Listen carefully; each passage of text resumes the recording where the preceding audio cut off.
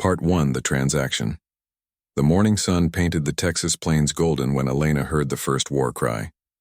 She dropped the bucket of milk she was carrying and ran toward the wooden fence where her father stood frozen, his weathered hands gripping his rifle.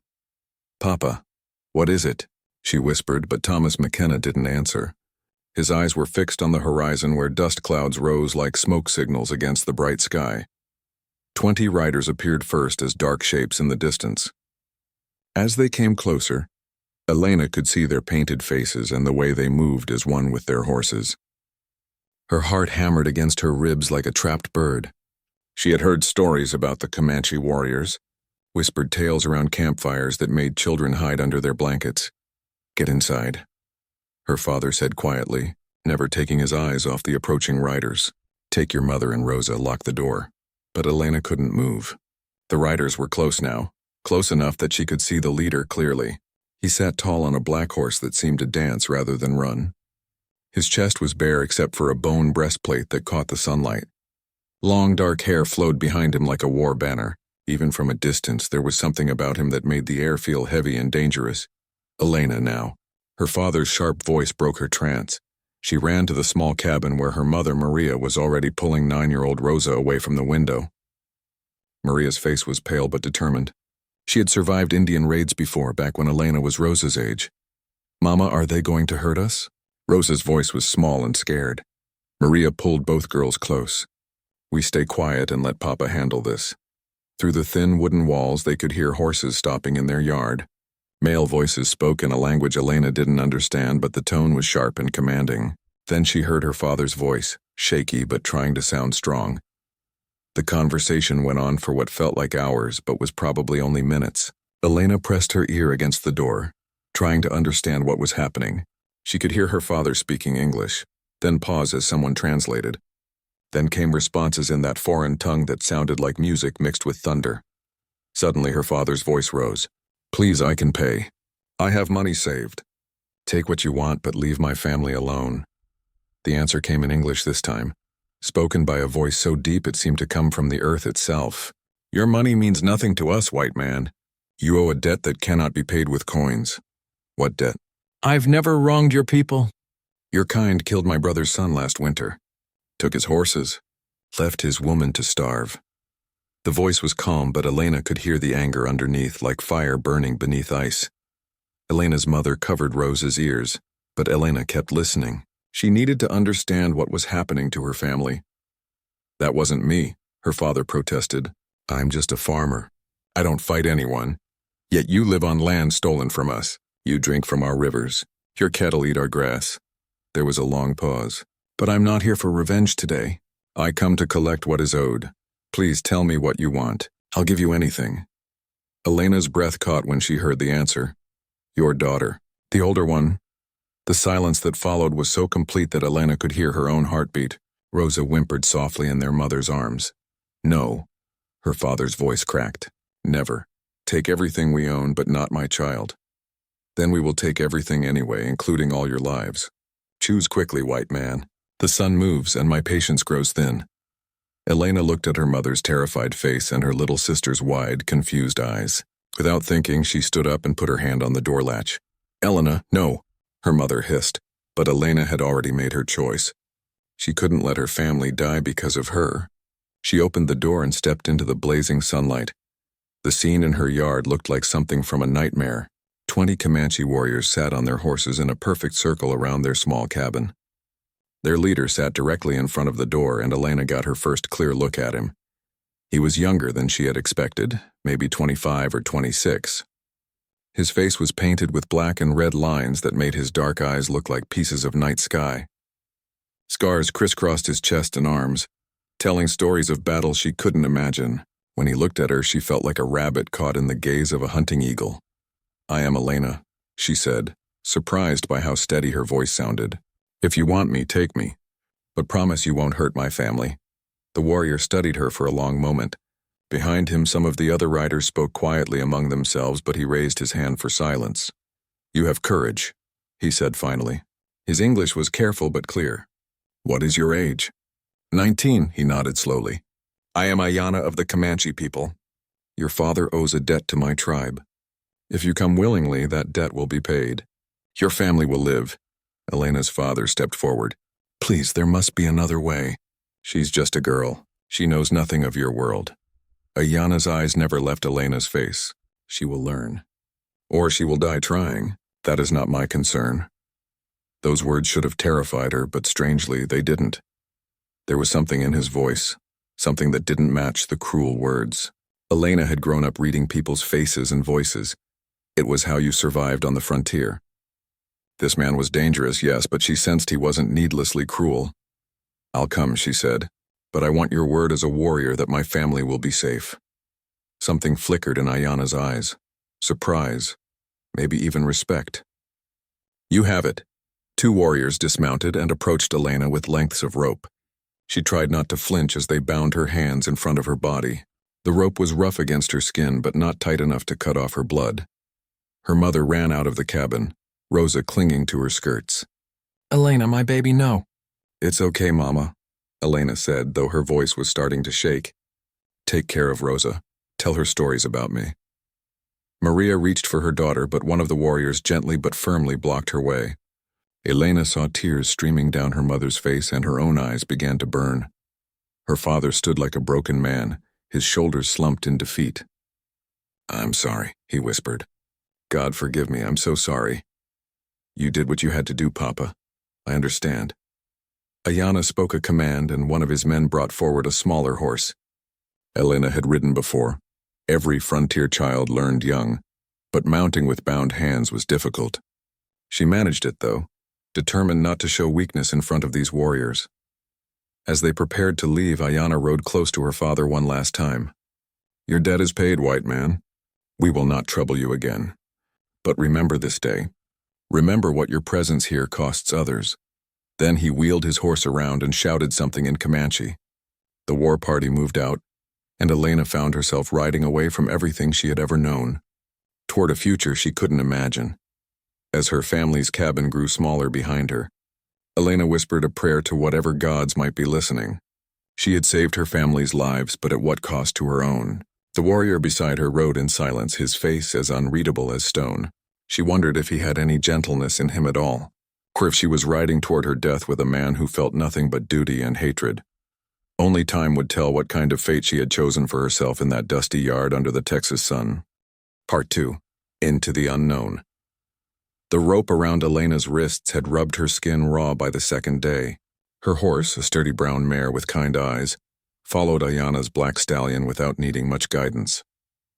Elena was grateful for that small mercy because her attention was focused on simply staying upright in the saddle. They had been riding since dawn with only brief stops to water the horses. The Texas landscape rolled past them in endless waves of grass and scattered mesquite trees. Elena had never been this far from home, and every mile took her deeper into country she didn't recognize. Ayana rode just ahead of her, his back straight and shoulders squared. He hadn't spoken a single word to her since they left her family's ranch. Elena found herself studying him, trying to understand the man who now controlled her fate. His long black hair was braided with small bones and feathers that clicked softly as he moved. The muscles in his back shifted smoothly as he guided his horse around rocks and holes. He rode like he was born on horseback, like the horse was just another part of his body. The other warriors rode in a loose formation around them. Some were young men who looked barely older than Elena herself. Others were seasoned fighters with gray streaking their hair and deep lines around their eyes. They spoke to each other in their musical language, sometimes laughing at jokes Elena couldn't understand. But none of them spoke to her. When she caught one looking in her direction, he would quickly turn away as if she was invisible. By midday, the sun was brutal. Elena's dress, made for cool mornings in her mother's kitchen, was soaked with sweat. Her throat felt like sandpaper, and her lips were already starting to crack. She wondered if they would ever stop for water. As if he could read her thoughts, Ayana raised his hand and the whole group came to a halt beside a small creek lined with cottonwood trees. The warriors dismounted and led their horses to drink, talking quietly among themselves. Elena sat on her horse, uncertain what to do. Her hands were still tied, making it difficult to dismount gracefully. She was trying to figure out how to slide down without falling when a shadow fell across her. Ayana stood beside her horse, a leather water bag in his hand. Without speaking, he reached up and helped her down from the saddle. His hands were gentle but impersonal, like he was handling a piece of equipment rather than a person. He uncorked the water bag and held it to her lips. The water was warm and tasted slightly of leather, but to Elena it was the most wonderful thing she had ever experienced. She drank greedily until he pulled it away. Slowly, he said. It was the first word he had spoken to her since they began the journey. Too much too fast will make you sick. Elena nodded, wiping her mouth with her bound hands. Thank you. He studied her face for a moment, then turned away to tend to his horse. One of the younger warriors approached them, speaking rapidly in Comanche. Elena caught the tone of his voice. He sounded like he was arguing about something. Ayana responded in the same language, his voice calm but firm. The younger man gestured toward Elena and said something that made several other warriors look in their direction. Elena didn't need to understand the words to know they were talking about her. She could see the mixture of curiosity and hostility in their eyes. Some looked at her like she was a burden they didn't want to carry. Others looked at her with expressions she tried not to think about too closely. The argument continued for several minutes. Elena noticed that Ayana never raised his voice, but somehow his quiet words seemed to carry more weight than the other man's passionate gestures. Finally, the younger warrior shook his head and walked away, clearly unhappy with whatever decision had been made. They rested by the creek for perhaps an hour. Elena was allowed to splash water on her face and hands, though her wrists remained tied. One of the older warriors, a man with a twisted scar running from his ear to his jaw, brought her a piece of dried meat to eat. The meat was tough and salty, unlike anything Elena had tasted before. But she was hungry enough that she chewed it gratefully, trying not to think about what animal it might have come from. As she ate, she became aware that Ayana was watching her. Not staring exactly, but keeping track of where she was and what she was doing. When she finished the meat and looked around uncertainly, he appeared at her side with the water bag again. More, he said simply, offering it to her. This time, Elena sipped more carefully, making the water last. When she was done, she looked up at him. What happens to me now? For a long moment, he didn't answer. Then he said, You will see.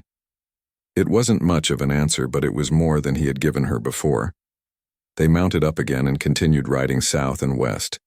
The landscape began to change as the day wore on. The grass grew shorter and more scattered. Strange rock formations jutted up from the earth like the bones of enormous buried animals. Elena had never seen country like this. It was beautiful in a harsh, wild way, but it was so different from the green farmland around her family's ranch that it might as well have been another world. As evening approached, she began to wonder where they would make camp.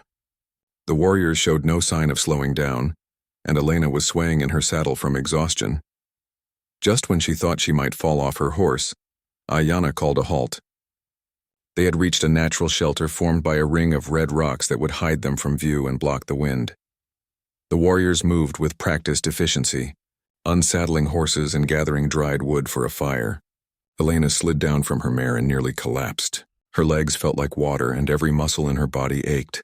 She found a spot near one of the rocks and sank down gratefully. The stone was still warm from the sun, and she leaned against it with a sigh of relief. The warriors built their fire in the center of the rock circle and began preparing their evening meal. The smell of roasting meat made Elena's stomach clench with hunger, but she wasn't sure if she would be fed. She watched them work, noting how they moved together without need for much conversation. These men had ridden together many times before. They knew each other's habits and quirks. They were more than just a war party. They were a family of sorts. Elena wondered if she would ever belong anywhere again. As darkness fell, one of the older warriors brought her another piece of meat and a small handful of some kind of nuts. She ate gratefully, though she noticed that her portion was smaller than what the men were eating. After the meal, most of the warriors wrapped themselves in blankets and settled down to sleep.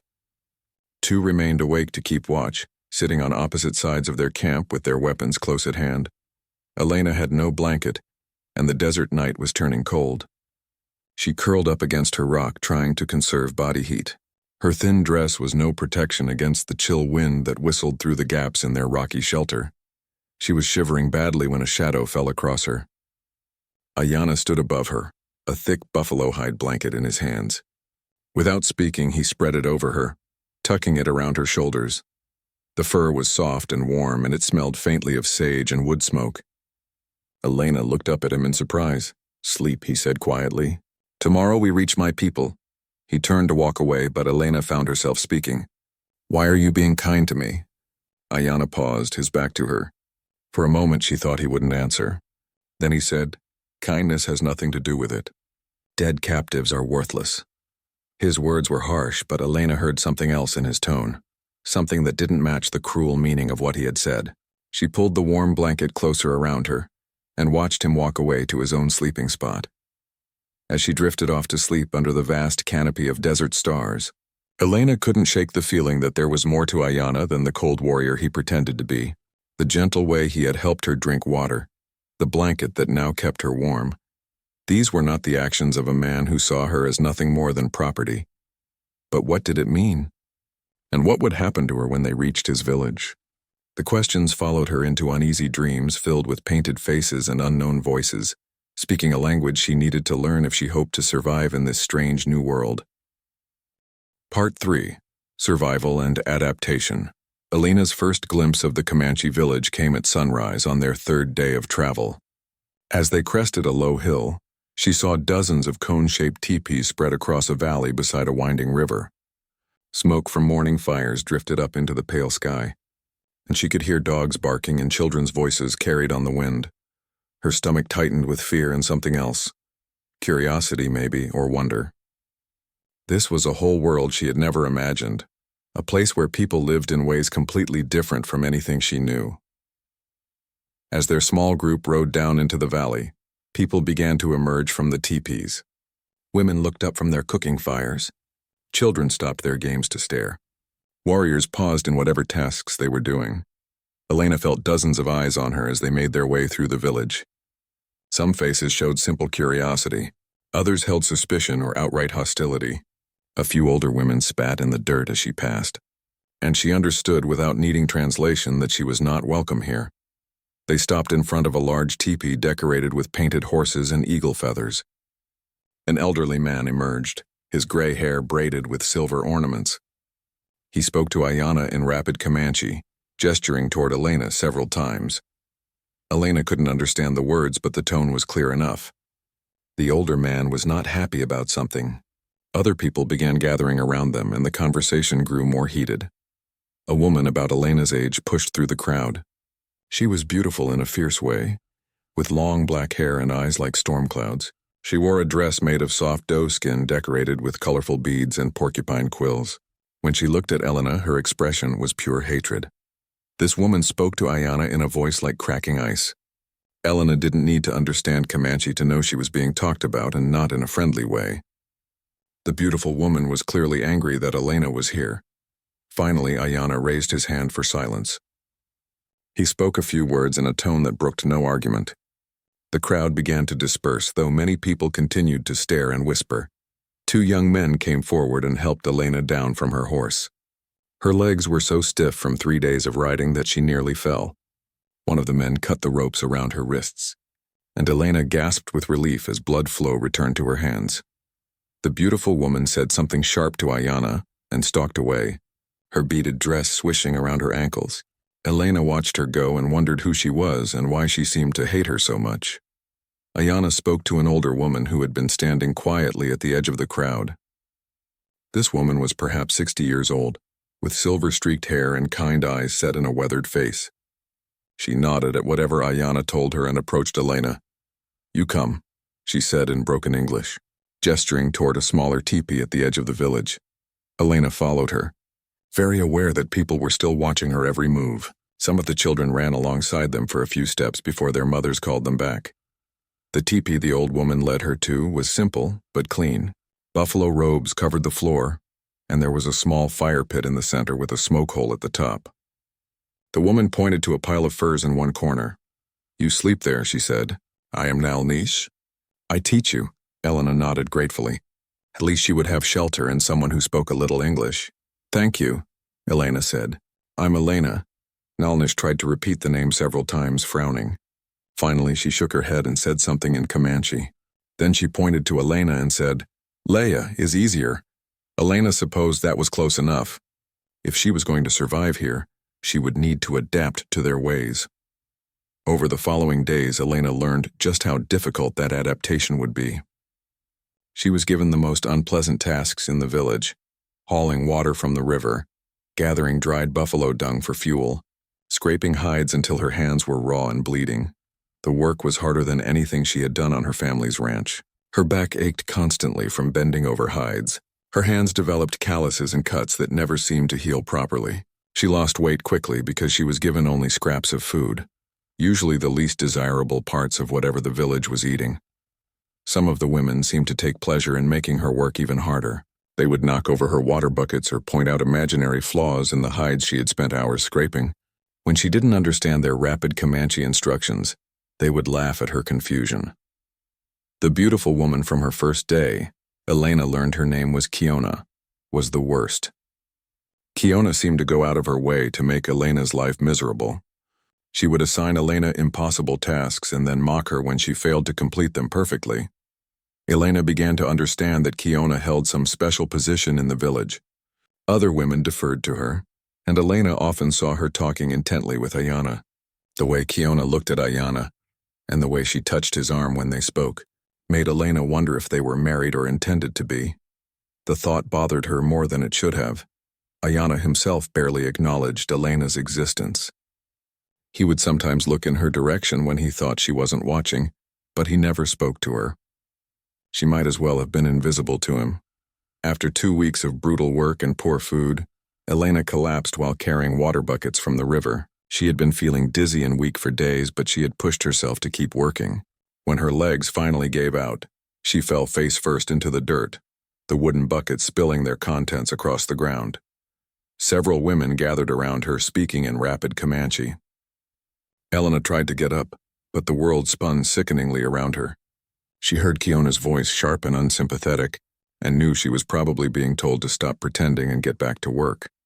But then she heard another voice, Nalnish, speaking firmly to the other women.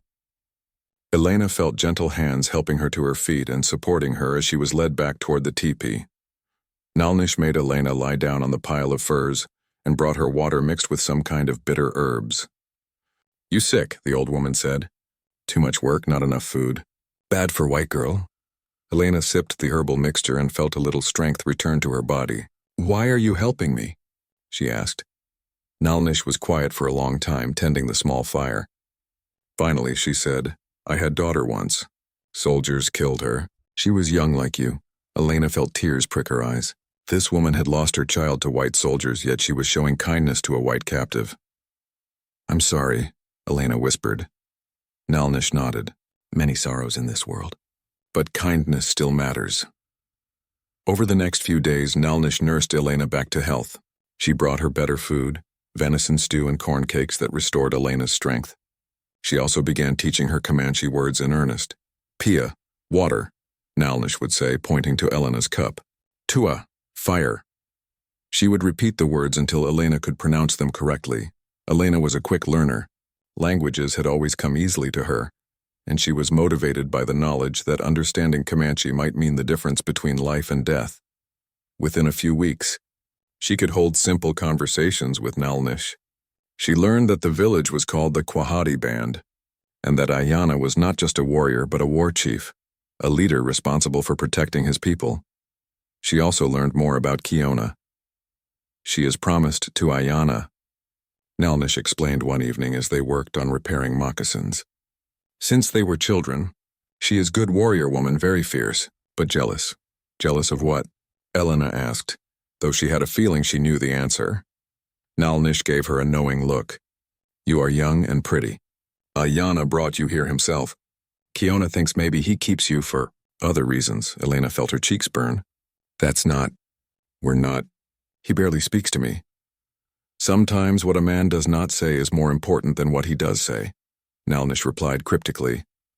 As Elena's Comanche improved and her strength returned, she began to notice things she had missed before.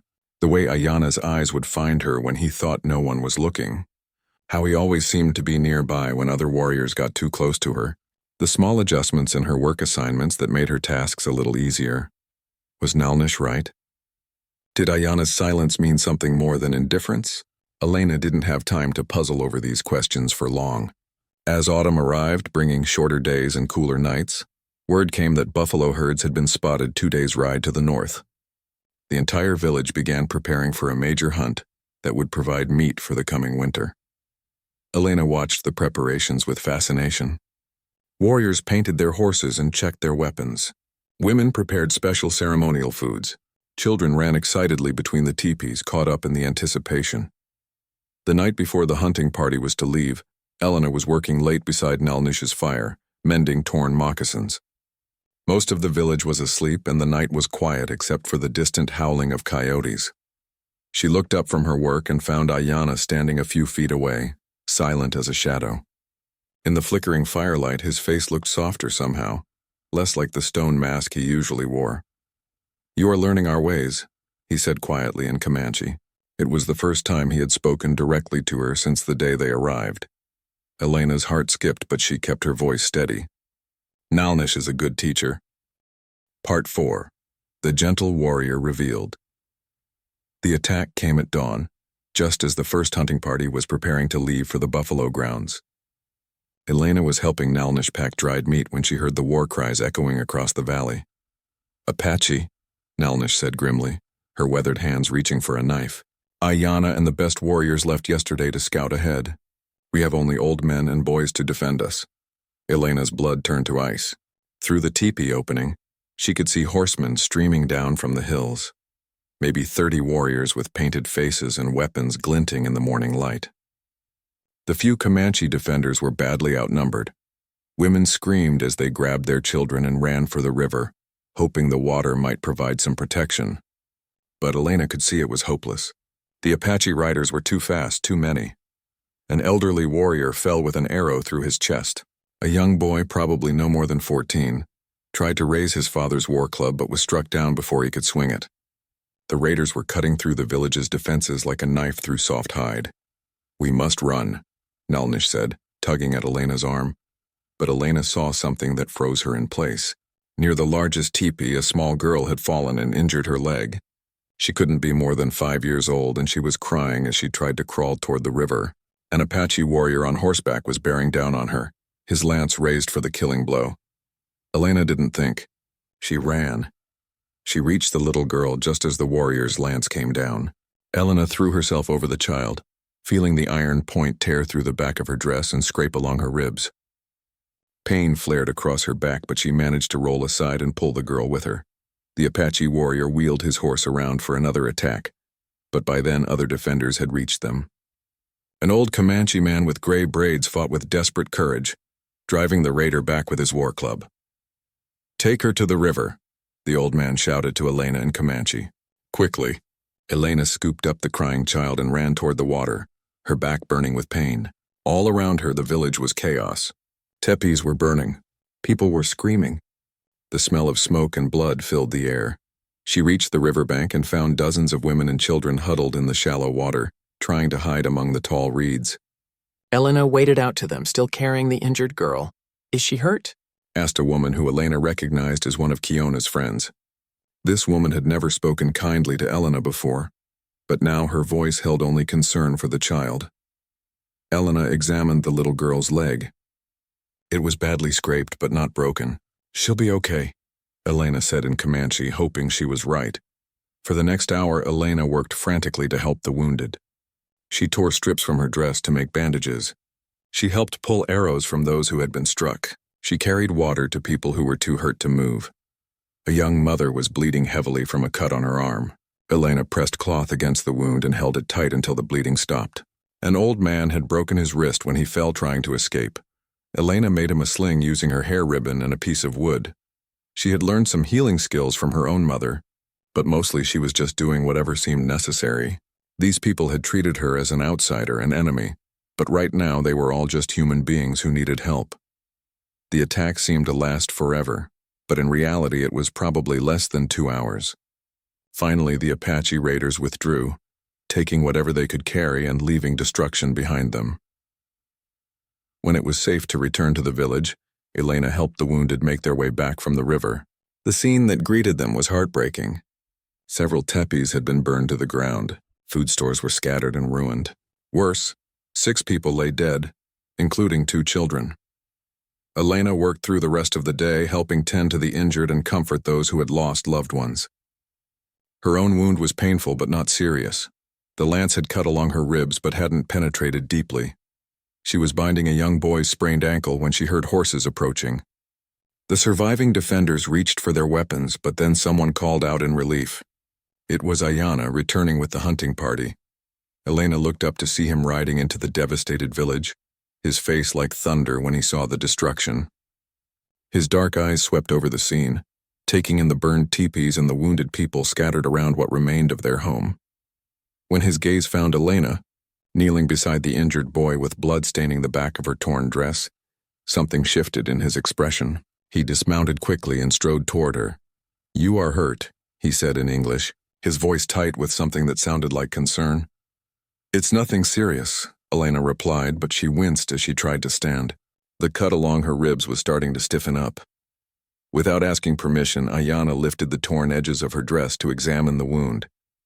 His touch was gentle but impersonal, like a doctor examining a patient. But Elena noticed that his hands trembled slightly. "This needs cleaning," he said. "Come." He led her to his own teepee, which had escaped the fire. Inside, he gestured for her to sit on a pile of furs while he gathered supplies: clean water, soft cloths, and a leather pouch filled with dried herbs. "Turn around," he instructed. Elena hesitated. She would have to remove her dress for him to properly tend the wound, but the cut was already starting to feel infected, and she knew it needed attention. She pulled her arms out of the torn sleeves and held the front of her dress against herself while exposing her back. She felt vulnerable and exposed, very aware of Ayana moving behind her. He began cleaning the wound with careful, gentle strokes. The water was cool against her inflamed skin, and Elena found herself relaxing despite her embarrassment. "The little girl," Ayana said quietly as he worked. "Taabe, she is my sister's daughter." Elena's breath caught. She had saved his niece without even knowing who the child was. "Several people saw what you did," he continued. "You could have run to safety. Instead, you stayed to help others. Anyone would have done the same thing." "No," Ayana said firmly. "Not anyone. Many people would have saved themselves." He paused in his ministrations. "You threw yourself in front of an Apache lance to save a Comanche child, a child whose people have treated you as an enemy." Elena didn't know how to respond to that. She had acted on instinct, not from any noble motive. Ayana began applying some kind of herbal paste to her wound. It stung at first, then provided a soothing coolness. "This will prevent infection," he explained. As he worked, Elena became aware of other things. The gentleness of his touch. The way he took care not to hurt her more than necessary. The warmth of his breath on her shoulder when he leaned close to examine the wound. This was not the cold, ruthless warrior she had expected. This man had healing skills and used them with compassion.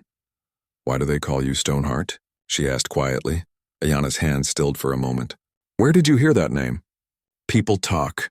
I've learned enough Comanche to understand some of what they say." He was quiet for so long that Elena wondered if he would answer. Then he said, "A war chief must make hard choices. Sometimes people must die so that others can live. Sometimes I must send young men into battle knowing some will not return. The people need to believe I can make these choices without emotion, without hesitation. But that's not who you really are, is it?" Again, a long silence. When he spoke, his voice was so soft she had to strain to hear him. "If I allowed myself to feel everything, every death, every loss, every hard choice, I would go mad. So I learned to build walls around my heart. But walls built to keep pain out also keep other things out." Elena understood. He had taught himself not to feel so that he could bear the responsibility of leadership. But in doing so, he had cut himself off from gentleness, from joy, from love. "You can learn to feel again," she said. "Can I?" His voice held a note of something, hope, maybe, or longing. "I am not sure I remember how." He finished tending her wound and began wrapping it with strips of soft leather. His movements were skilled and sure. Clearly he had done this many times before. "There," he said. "It should heal cleanly now." Elena pulled her dress back up over her shoulders, suddenly self-conscious again. When she turned to face him, she found him watching her with an expression she couldn't read. "Thank you," she said, "for taking care of me." Something flickered in his dark eyes. that same something she had glimpsed the night before he left for the hunt. But before she could identify it, he looked away. "You saved my family," he said simply. "It was the least I could do." Elena wanted to say more, but footsteps outside the teepee interrupted them. Kiona's voice called Ayana's name, sharp with urgency. Ayana sighed and stood up. "The village needs rebuilding. There is much work to be done." Elena nodded and rose to leave. But as she reached the teepee entrance, Ayana spoke her name. Her real name, Elena, pronounced carefully in his deep voice. She turned back to him. "What you did today," he said. "My people will remember. You are no longer just a captive here. You have earned something more." Elena felt tears prick her eyes. For the first time since leaving her family's ranch, she felt like she might actually belong somewhere. As she walked back toward Nalnish's teepee, Elena reflected on what had happened. She had seen past Ayana's stone mask today. Part 5. Hearts in conflict. The leaves turned gold and red as autumn deepened, and Elena found her place in the village changing in ways she hadn't expected. Women who had once scorned her now nodded respectfully when she passed. Children who had thrown rocks at her now ran up to show her their treasures. Pretty stones, bird feathers, small carved toys. The transformation wasn't complete. Some people still viewed her with suspicion, and she could feel their eyes tracking her movements around the camp. But the incident during the Apache raid had shifted something fundamental. She was no longer just a white captive. She was someone who had proven her courage when it mattered most. Elena's command of Comanche improved rapidly. She could now hold complex conversations with Nalnish and understand most of what was said around her. This new ability opened up a world she hadn't known existed. She learned that the village was actually a complex society with its own politics, traditions, and unspoken rules. She discovered that Ayana carried burdens beyond just military leadership. He was responsible for settling disputes, making decisions about when and where to move camp, and maintaining relationships with other Comanche bands. She also learned more about Kiona, and what she learned troubled her. "She is daughter of the previous war chief," Nalnish explained one evening as they worked on winter preparations. "When her father died 3 winters ago, it was expected that she would marry the new leader. This would keep power within her family line. So her marriage to Ayana is about politics, not love?" Nalnish shrugged. "Among our people, marriage is often about many things. Love, yes, but also alliances, protection, continuation of family lines. Kiona is a fierce warrior and a good leader of women. She would make a strong partner for a war chief. But does she love him? I think she loves the idea of being wife to the most powerful man in our band. Whether she loves Ayana himself." Nalnish left the sentence hanging. Elena tried to tell herself it was none of her business, but she found herself thinking about it more than she should. She watched Kiona and Ayana together when she thought no one would notice, trying to read their interactions. Kiona was undeniably beautiful and skilled. She could ride as well as any warrior, shoot a bow with deadly accuracy, and command respect from both men and women. When she and Ayana spoke, they looked like a perfectly matched pair, both tall, both strong, both natural leaders. But Elena noticed something else. Ayana's face when he was with Kiona showed the same careful politeness he showed everyone else. His stone mask never slipped. There was no warmth in his eyes, no softness in his voice. With Elena, it was different. Not that they spoke often. He was still careful to maintain distance. But when they did interact, she caught glimpses of something more. A moment of genuine concern when she was tired. A slight smile when she made progress with a difficult task. A look that lingered just a moment too long. The tension came to a head during the autumn feast. A celebration held to honor the successful buffalo hunt and ask for blessings on the coming winter. Elena had spent days helping prepare for the feast, working alongside the other women to cook enormous quantities of food, prepare ceremonial items, and decorate the village. For the first time, she felt like she was truly part of the community effort. The feast itself was unlike anything Elena had ever experienced.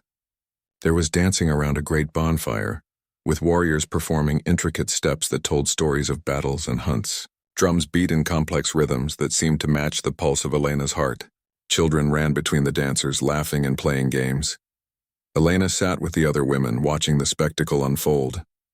She was wearing a new dress that Nalnish had made for her, soft doeskin decorated with blue and white beadwork. It was the first time since leaving her family's ranch that she felt properly dressed for an occasion. As the evening progressed, some of the younger warriors began a different kind of dance, one designed to impress potential wives. Elena watched with interest, noting the athletic grace of the men as they leaped and spun around the fire. "You should dance," said a voice beside her.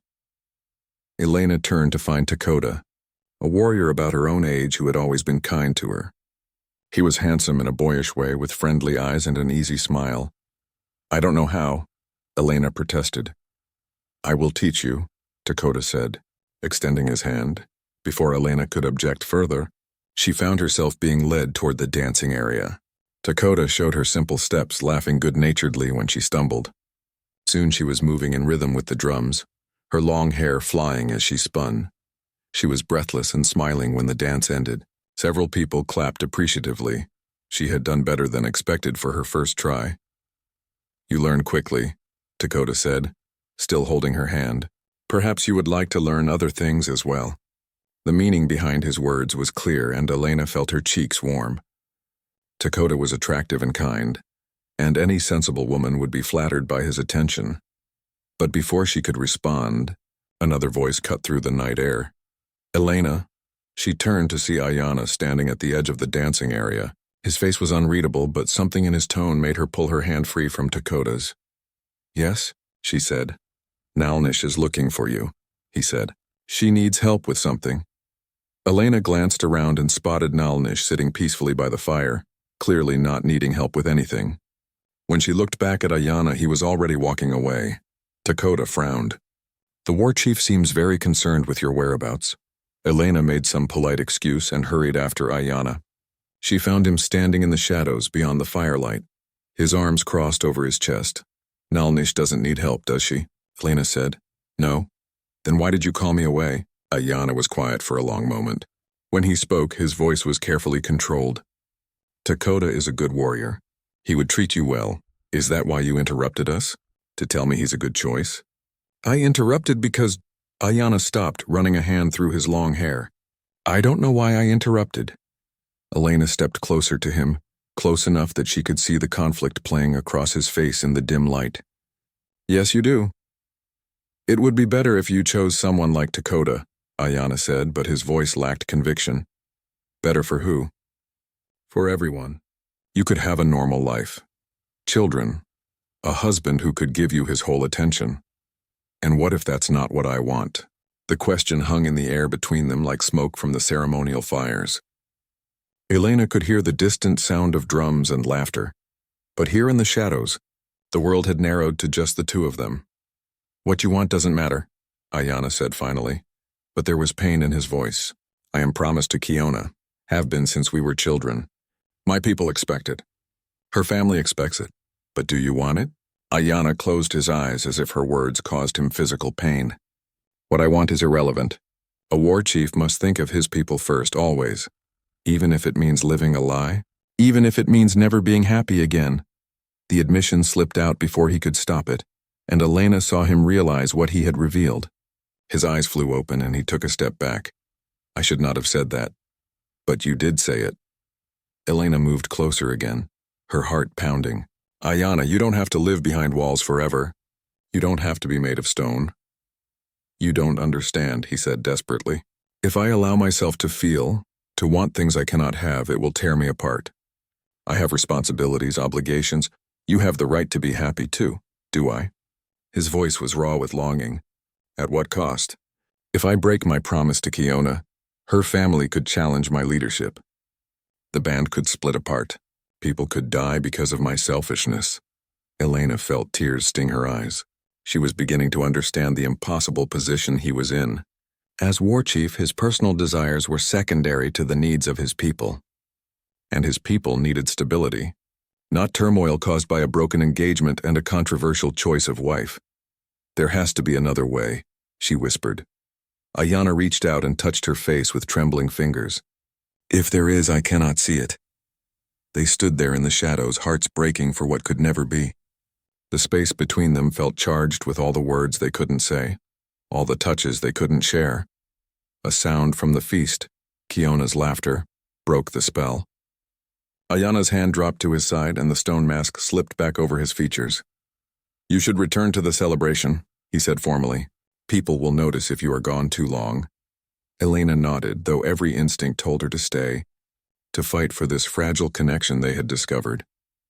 As she walked back toward the firelight, Elena felt her heart breaking and mending itself all at once. She loved him, there was no point in denying it anymore. And unless she was very much mistaken, he loved her too. But love, she was learning, was not always enough. Sometimes the greatest act of love was letting go. The feast continued around her, but Elena felt like she was watching from a great distance. Dakota approached her again, but she politely declined his invitations to dance. Kiona held court near the fire, regaling listeners with stories of her hunting prowess. And Ayana stood with the other war leaders, his face impassive, giving no sign that anything had changed. But something had changed. They both knew it now. This thing between them was real, powerful, and completely impossible. Part 6. Love grows in unexpected places. Winter arrived early that year, sweeping across the plains with a fury that surprised even the oldest members of the band. By the time the first snow fell, Elena had been with the Comanche for nearly 6 months, and the village she now called home was very different from the one she had first entered as a frightened captive. The buffalo hunt had been successful, but not as successful as hoped. Herds were smaller than in previous years, and some of the hunters spoke quietly of white settlers and their wasteful killing that left thousands of carcasses rotting on the plains. Food would be scarce this winter, requiring careful rationing and creative solutions. Elena found herself uniquely valuable during these preparations. Her mother had taught her techniques for preserving and stretching food supplies that were unknown to the Comanche women. She showed them how to smoke meat in a particular way that made it last longer, how to make nutritious soup from bones and scraps that would normally be discarded, and how to prepare certain wild plants her family had learned to eat during lean times. "Where did you learn this?" asked Kiona one day, watching Elena demonstrate how to make jerky that would stay good for months. It was one of the few times Kiona had spoken to Elena directly without hostility. The approaching winter had a way of making practical knowledge more important than personal grudges. "My mother," Elena explained in Comanche. "We had hard winters sometimes. She taught me to make food last when there wasn't much." Kiona nodded slowly. "These are good skills. Our children will eat better because of what you teach us." It wasn't friendship exactly, but it was a kind of truce. Both women understood that winter was the common enemy now, more dangerous than any personal conflicts between them. As the temperature dropped and snow began to accumulate, the entire village had to adapt. The teepees were modified with double walls of buffalo hide for better insulation. Families moved closer together, often sharing warmth and resources. The usual social boundaries became less important when survival was at stake. It was during the worst blizzard of the season that Elena found herself sharing close quarters with Ayana. The storm had come up suddenly while Elena was gathering firewood near the edge of camp. The wind picked up with frightening speed, and within minutes she couldn't see more than a few feet in any direction. Snow whipped around her like angry spirits, and the cold cut through her winter clothes as if they were made of grass. She tried to make her way back to Nalnish's teepee, but the familiar landmarks had disappeared in the white chaos. Every direction looked the same. Every step forward seemed to take her further from safety. Elena was beginning to panic when a strong hand grabbed her arm. Through the swirling snow she saw Ayana's face, his long hair whipping around his shoulders. "This way," he shouted over the howling wind. He led her through the storm to the nearest shelter, his own teepee. Once inside, Elena collapsed on a pile of furs, shaking with cold and exhaustion. Her lips were blue and she couldn't feel her fingers or toes. Ayana quickly built up the fire and began pulling off Elena's wet outer clothes with efficient, impersonal movements. "Hypothermia," he said in English. "We must warm you quickly." Elena was too cold to feel embarrassed as he wrapped her in warm buffalo robes and positioned her close to the fire. He heated water and made her drink it slowly, warming her from the inside. "Better?" he asked after a few minutes. Elena nodded, though she was still shivering. "Thank you. I thought I was going to die out there. The storm came fast. Even experienced hunters have been caught off guard." Outside, the wind continued to howl with supernatural fury. It sounded like the voices of 1,000 angry spirits, and the teepee walls shook with each gust. "How long will it last?" Elena asked. Ayana listened carefully to the wind patterns. 2 days, maybe 3. No one will be moving around camp until it passes. The implications of that sank in slowly. She was trapped here in Ayana's teepee, alone with him for days. The same man who had admitted he cared for her, who she had come to love despite every reason to stay detached. If Kiona knew where Elena was, there would be trouble. But there was nothing to be done about it now. The storm made any movement outside dangerous, possibly fatal. They spent the first day maintaining careful distance from each other. Ayana worked on repairing weapons and gear while Elena mended clothes and prepared food. They spoke little, but Elena was hyper-aware of his every movement, the sound of his breathing, the way the firelight played across his features. By the second day, the enforced proximity was wearing on both of them. The teepee, which had seemed spacious enough for one person, felt incredibly small with 2 people trying to avoid touching each other. "Tell me about your family," Ayana said suddenly, breaking a long silence. Elena looked up from the moccasins she was working on. "My family? Your parents, your sister? What were they like?" It was the first personal question he had ever asked her, and Elena felt her heart skip. "My father was a dreamer. He believed we could build something good on the frontier, make a new life away from the crowded cities. My mother was practical. She's the one who kept us alive when his dreams ran into hard realities. And your sister?" "Rosa," Elena smiled, remembering. "She's 9 years old and believes she can do anything. She wanted to learn to shoot like the boys, so I taught her in secret. She has better aim than most grown men. You miss them. Every day, but..." Elena paused, searching for the right words. I'm not the same person who left their ranch. "I don't know if I could go back to being her again." Ayana nodded as if he understood. Change is the only constant in life. We become different people as we face different challenges. Is that what happened to you? You became Stoneheart because your challenges required it? Ayana was quiet for a long time, staring into the fire. "I became war chief when I was 20 years old. My uncle died in a battle with Texan Rangers and the band needed a leader quickly. I was young, untested. Many questioned whether I was strong enough. So you made yourself appear stronger than you felt. I made myself into what they needed me to be, a man who could send warriors to their deaths without hesitation, who could make alliances with enemies if it served our people, who could do whatever was necessary for survival." Elena set down her sewing and looked at him directly. "But that man isn't the real you, is it?" Ayana met her eyes across the fire. "I'm no longer sure where the role ends and the real person begins." "I think I know," Elena said softly. "Do you?" "The real you is the man who gave me his blanket on the trail when he thought no one was watching, who tended my wound with gentle hands, who risked his life to find me in a blizzard." Something shifted in Ayana's expression. The careful mask he always wore began to slip, revealing the vulnerable man underneath. "Elena," he said, and her name on his lips sounded like a prayer. The space between them seemed to shrink without either of them moving. Elena could see the conflict playing out on his face. Duty warring with desire, obligation fighting against longing. "I can't," he whispered. Your people aren't here right now," Elena said. "Right now, it's just us." The storm outside seemed to echo the turmoil in both their hearts. For a moment that stretched like eternity, they stared at each other across the fire, balanced on the edge of a decision that would change everything. Finally, Ayana moved. He rose from where he sat and walked slowly around the fire until he was standing in front of Elena. She looked up at him, her heart pounding so hard she was sure he must be able to hear it. "If I do this," he said quietly, "there will be no going back, for either of us. I know." He knelt down beside her, his dark eyes searching her face as if memorizing every detail. "You could still choose Dakota or another warrior. You could have a normal life." "I don't want normal," Elena whispered. "I want you." That was all it took. Ayana's careful control finally broke, and he pulled her into his arms with a desperation that spoke of months of suppressed longing. Their first kiss was tender but urgent, full of all the words they had been afraid to speak. Elena felt like she was coming home after a long, difficult journey. This was what had been missing from her life, not just love, but this particular love, with this particular man who understood struggle and sacrifice and the courage required to survive in a harsh world.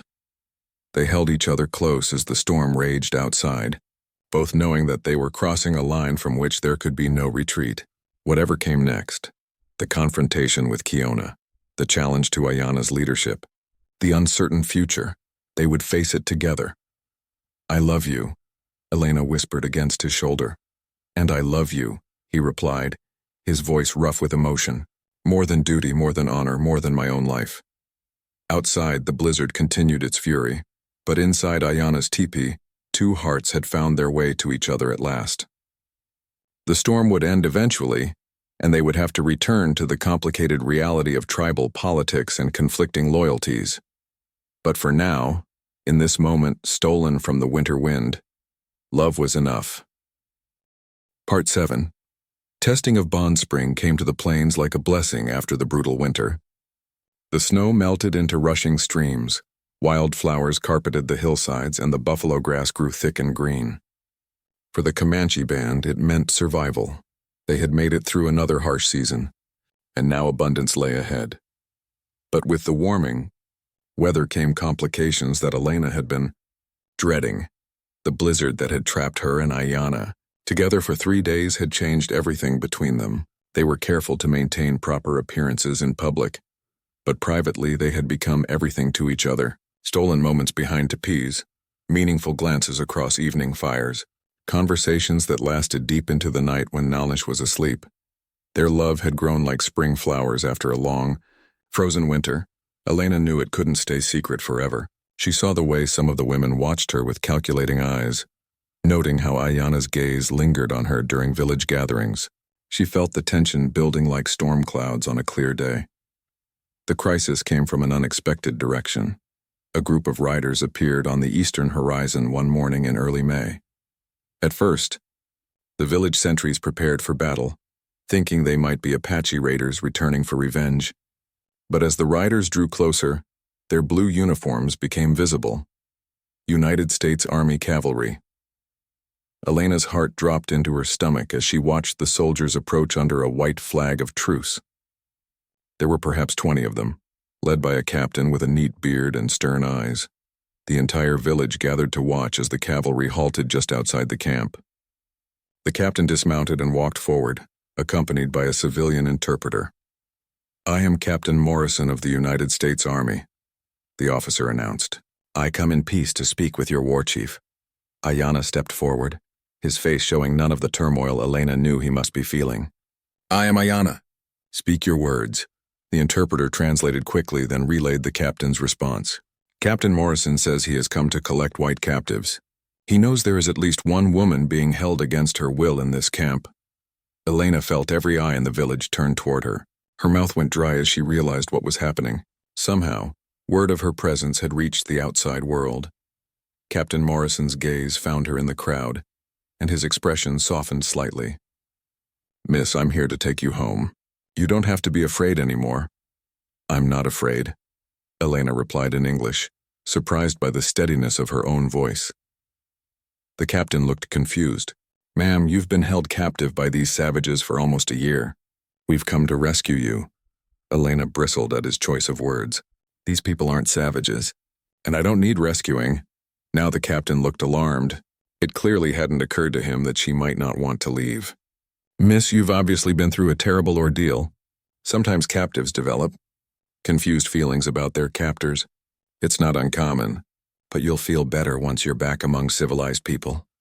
"I am among civilized people," Elena said firmly. Captain Morrison's face hardened.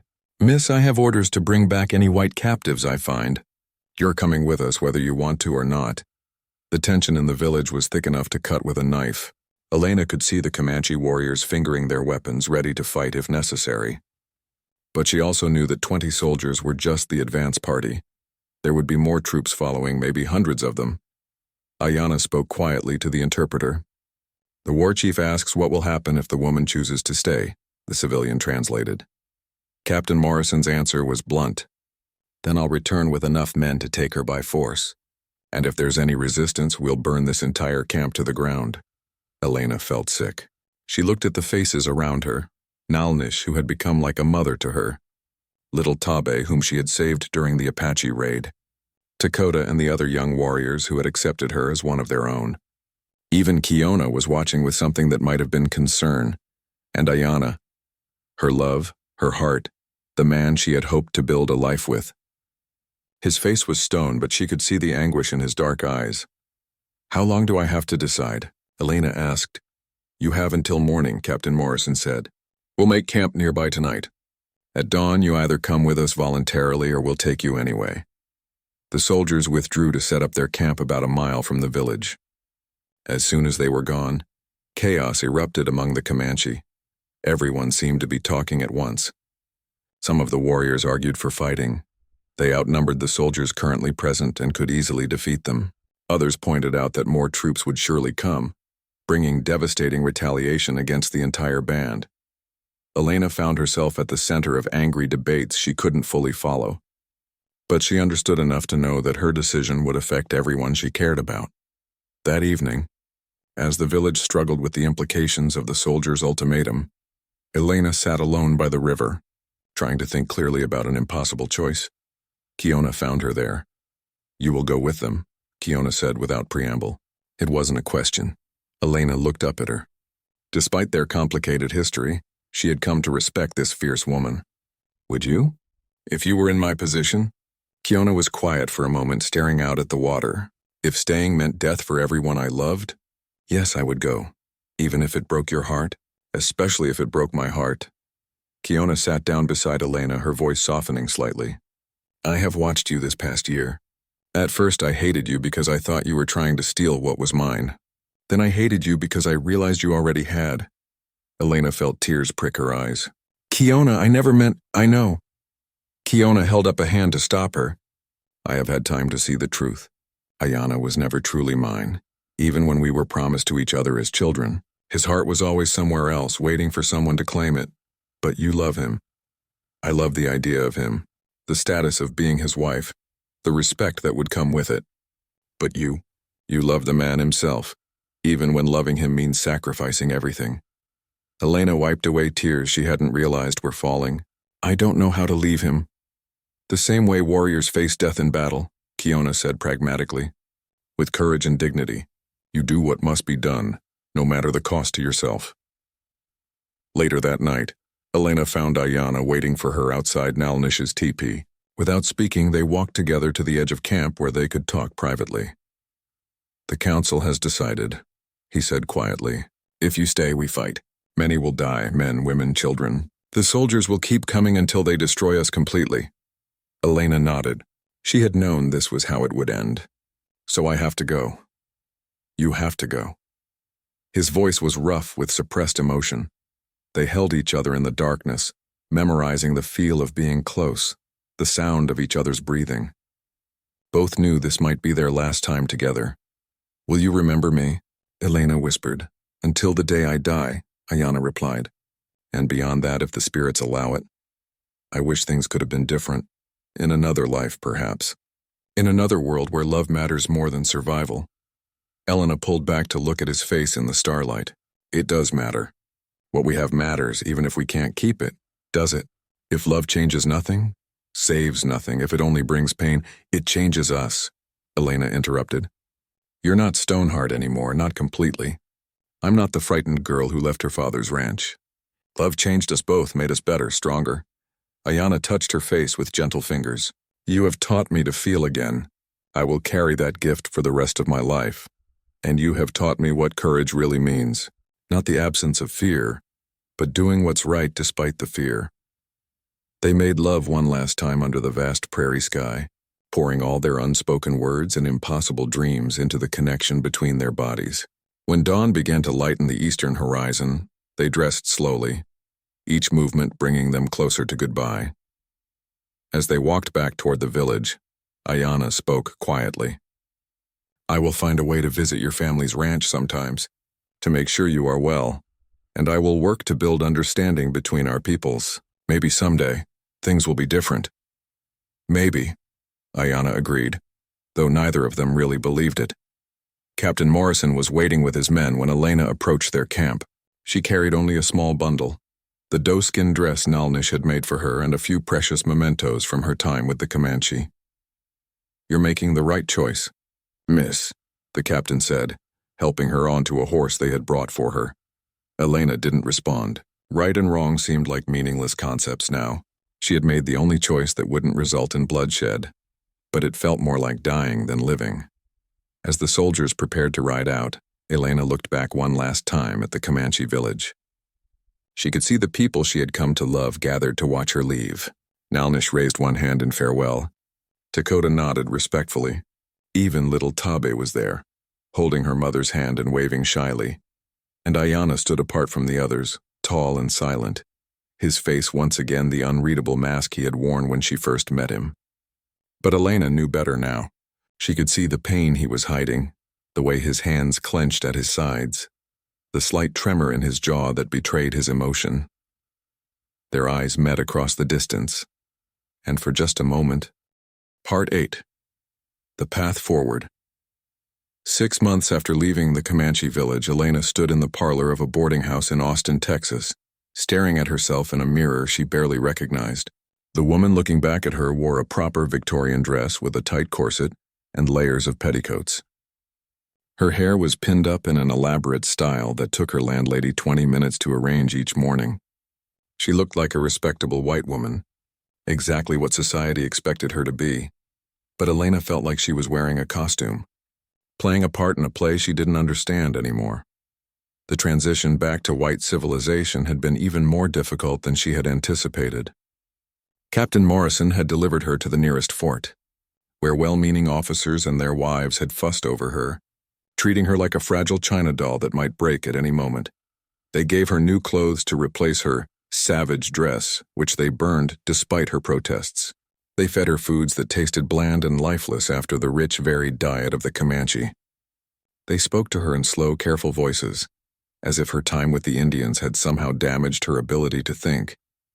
Worst of all, they expected her to be grateful. "You poor dear," the colonel's wife had said, patting Elena's hand sympathetically. "What terrible things you must have endured. But you're safe now, back where you belong." Elena had wanted to scream that she belonged with people who valued courage over conformity, who lived in harmony with the land instead of trying to conquer it, who understood that strength and gentleness could exist in the same person, but she had learned to keep such thoughts to herself. The army had offered to escort her back to her family's ranch, but Elena had declined. She wasn't ready to face her parents and little Rosa, wasn't ready to pretend that she was the same girl who had been taken away a year ago.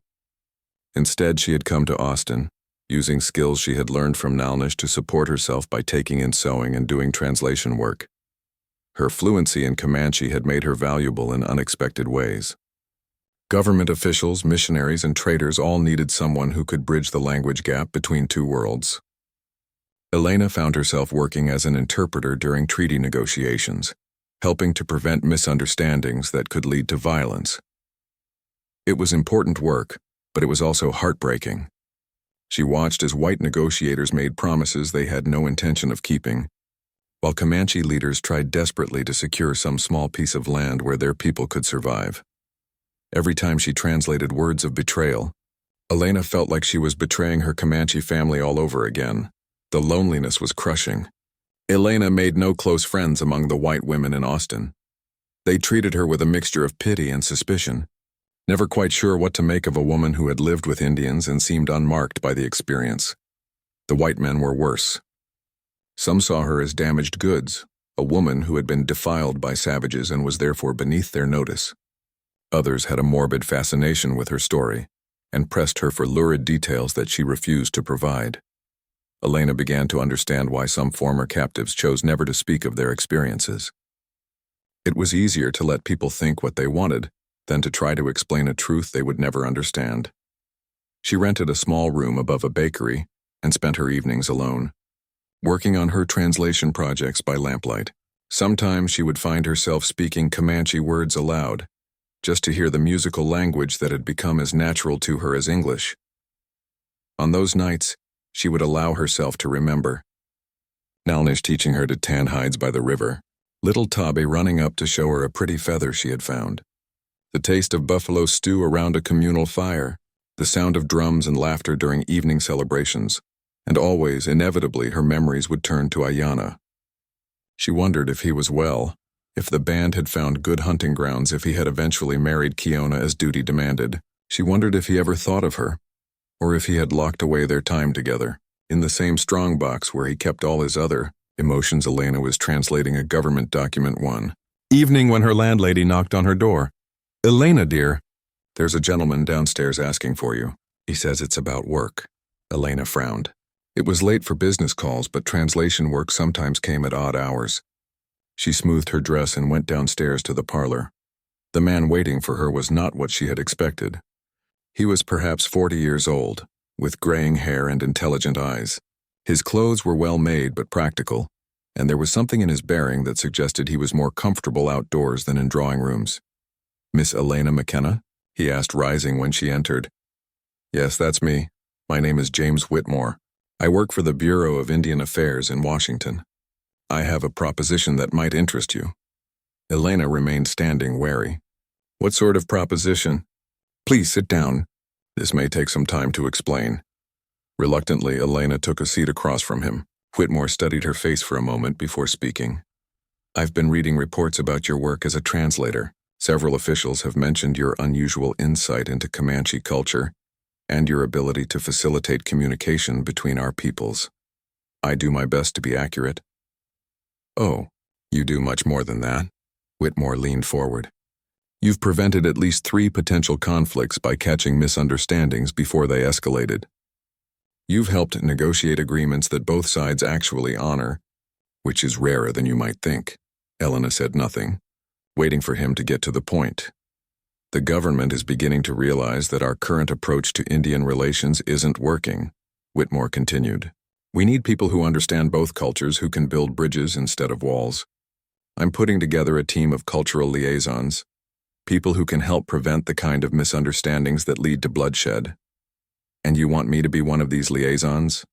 I want you to lead the program for Comanche relations. It would mean traveling to various reservations, facilitating negotiations, helping both sides understand each other better.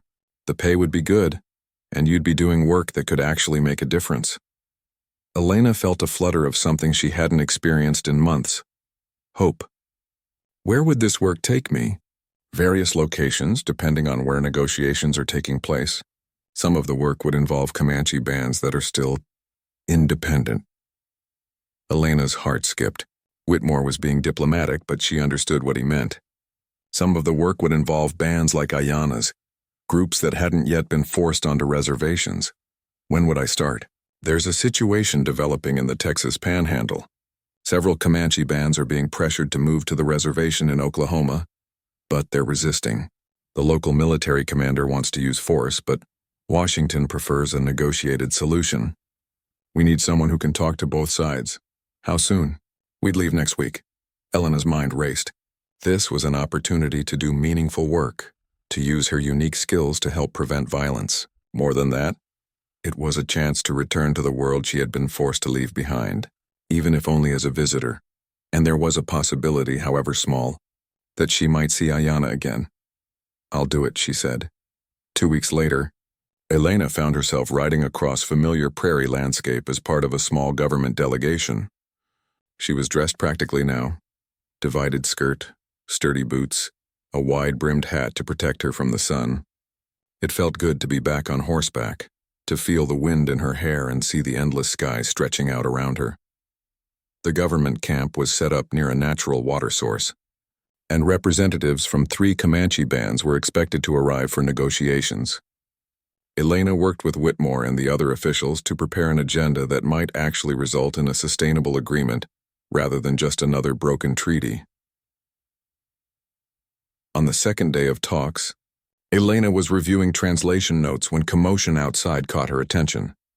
She looked up to see a group of Comanche riders approaching the camp. Elena's heart stopped. Even at a distance, she recognized the way the lead rider sat his horse, the proud carriage of his shoulders, the long black hair that flowed like a banner behind him. Ayana. He was here representing his band at the negotiations. Elena felt dizzy with a mixture of joy, terror, and longing so intense it was almost physical pain. She watched as the Comanche delegation dismounted and was formally welcomed to the camp. Ayana's face showed nothing as he spoke with the government officials, accepting their hospitality with polite dignity. Then his eyes found hers across the camp, and the world seemed to stop spinning. For a heartbeat, his careful mask slipped, And Elena saw everything there: surprise, joy, love, and a desperate hope that matched her own. Then someone spoke to him and he turned away, but not before Elena caught the slight smile that tugged at the corner of his mouth. That evening, as the formal negotiations got underway, Elena served as the primary translator. She found herself looking across the fire at the man she loved, translating his words with professional accuracy, while her heart sang simply from being in his presence again. The talks continued for 3 days. During the daylight hours, Elena and Ayana maintained perfect professionalism, interacting only as necessary for the negotiations. But on the third night, Elena found him waiting for her beside the river where she had gone to wash her hair.